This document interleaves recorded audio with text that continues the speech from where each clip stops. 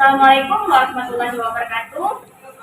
Di sini kami dari kelompok 1 Fikih Muamalah Kontemporer. Di sini kami menjelaskan tentang akad ijarah dalam lembaga keuangan syariah. Dan sebelum masuk ke dalam pembahasan video kami, di sini saya akan memperkenalkan anggota dari kelompok kami. Di sini yang pertama ada Muhammad Rizky Fadilah. Dia berperan sebagai teller, dan ada saya sendiri Siti Kamaria berperan sebagai customer service. Dan di sebelah saya ada rekan saya Nabila berperan sebagai nasabah. Selanjutnya ada Hilmi Kadamu berperan sebagai teman dari nasabah. Dan yang terakhir ada Muhammad Arif Firmansyah yang berperan sebagai satpam. Dan untuk mengetahui lebih jelas tentang contoh dari ijarah, teman-teman sekalian bisa menyaksikan video kami berikut ini. Menjelaskan tentang definisi ijarah. Secara etimologi, al-ijarah berasal dari kata al-ajru yang berarti ganti dan upah, atau al-itsbah memberi upah. Ijarah juga dapat diartikan menjual manfaat.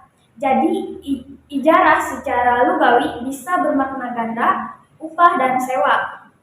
Antara sewa dan upah ada perbedaan makna operasional. Sewa biasanya digunakan untuk benda, sedangkan upah digunakan untuk tenaga. Sedangkan pengertian ijarah atau definisi ijarah secara terminologi yaitu ijarah adalah akad pemindahan hak guna atau manfaat suatu barang atau jasa dalam waktu tertentu dengan adanya pembayaran upah atau ujrah tanpa diikuti dengan pemindahan kepemilikan atas barang itu sendiri. Sementara objek dalam akad ijarah sendiri yaitu adalah manfaat itu sendiri, bukan upahnya. Terminologi ijarah menurut Hanafiyah akan untuk membolehkan pemilikan manfaat yang diketahui dan disengaja dari suatu zat yang disewa dengan imbulan. Menurut Malikiyah, nama bagi akad-akad untuk kemanfaatan yang bersifat manusiawi dan untuk sebagian yang dapat dipindahkan. Menurut Syafi'iyah, akad atas suatu kemanfaatan yang mengandung maksud tertentu dan mubah, serta menerima pengganti atau kebolehan dengan pengganti tertentu. Yang selanjutnya, dasar hukum ijarah. Dasar hukum ijarah ada 3. Yang pertama Al-Quran, hadis, dan ijma ulama. Yang pertama, dasar hukum berdasarkan Al-Quran.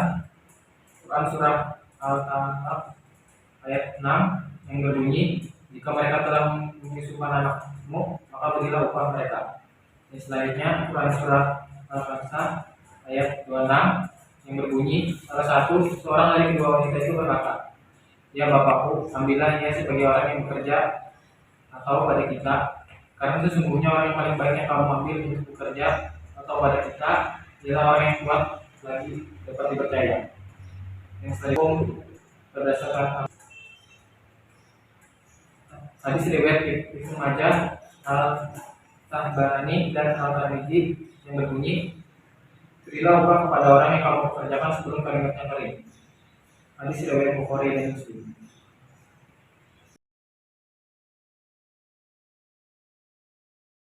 Menurut Hanafiyah, rukun al-ijarah hanya satu, yaitu ijab dan qabul dari dua belah pihak yang bertransaksi. Adapun menurut jumhur ulama, rukun ijarah ada 4, yaitu yang pertama ada al-aqdibain, yaitu 2 orang yang berakad. Yang kedua ada sigot al-akad, yaitu ijab dan qabul. Yang ketiga ada al-ujrah, yaitu upah dan sewa. Yang keempat ada al-manafi', yaitu manfaat sewa. Sebagai bentuk transaksi, ijarah dianggap sah jika memenuhi rukun di atas. Di samping rukun juga harus memenuhi syarat-syaratnya.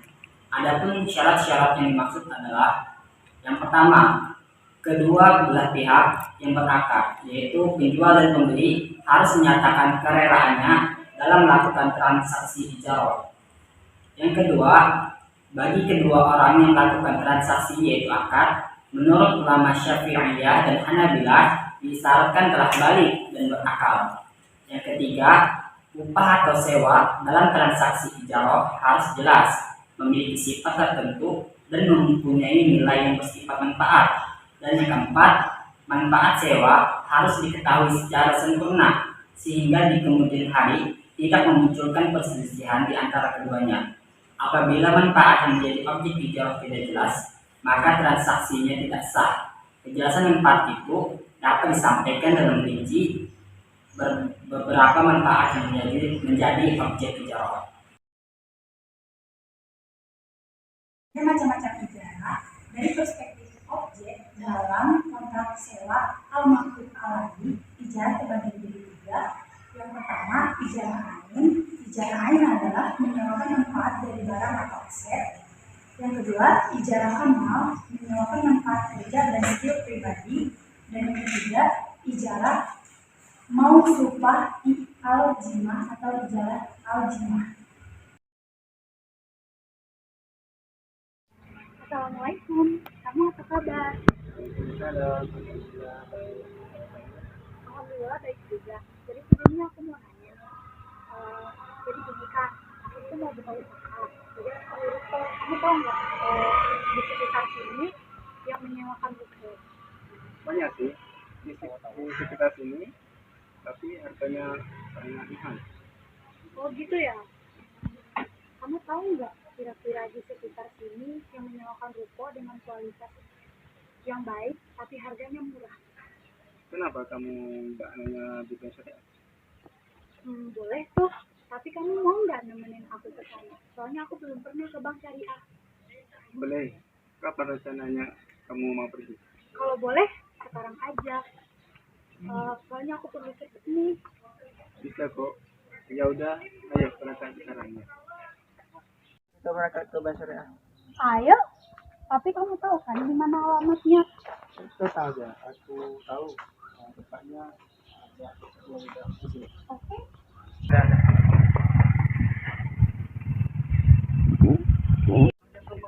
Nah, di sini lokasi bank syariahnya.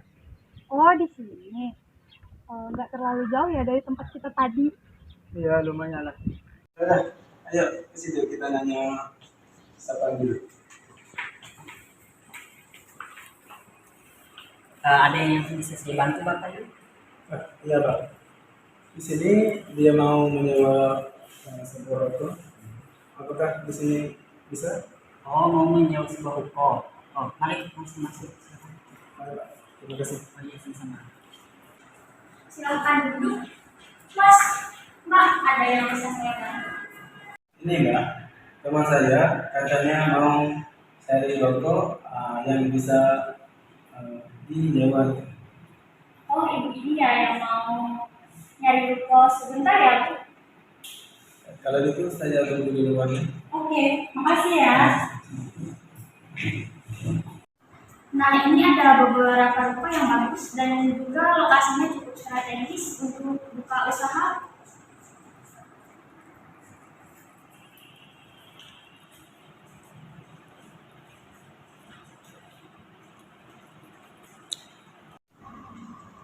Wah, rukonya lumayan bagus ya, Mbak. Kalau boleh tahu, kisaran harga sewanya berapa ya, Mbak? Harga sewanya bervariasi, Bu, tergantung dengan lokasi dan besarnya ruko. Kalau gitu, yang ini berapa ya, Mbak, harga sewanya? Kalau yang ini 500.000 dan yang ini 800.000 per bulannya, dan sementara yang ini 700.000 per bulannya, Mbak. Oh iya, Mbak, saya lihat dulu ya. Iya, silahkan, Pak.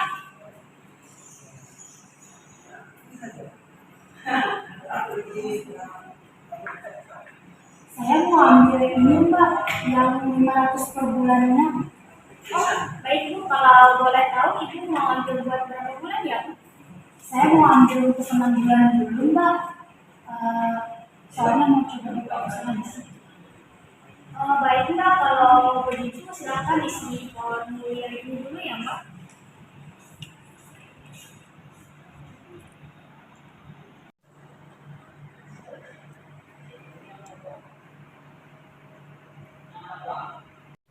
berarti ini biaya sewanya 500.000 dikalikan dengan 6 bulan, jadi total yang harus ibu bayar untuk biaya sewa selama 6 bulan itu sebesar 3 juta rupiah ya Bu? Ya, dipenuhi Mbak. Baik, terima kasih Bu. Untuk pembayaran bisa langsung Bu ke bagian negara ya. Baik Mbak. Ada yang bisa saya bantu? Ini Mas, saya mau bayar biaya sewa rukonya tadi. Baik, tunggu sebentar ya. Ini totalnya 3 juta rupiah.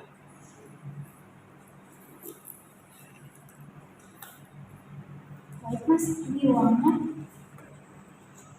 Baik, tunggu sebentar ya Pak.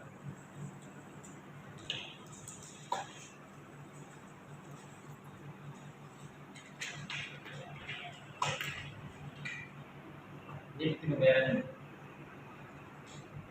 Baik Mas, terima kasih. Sama-sama. Bukti pembayarannya.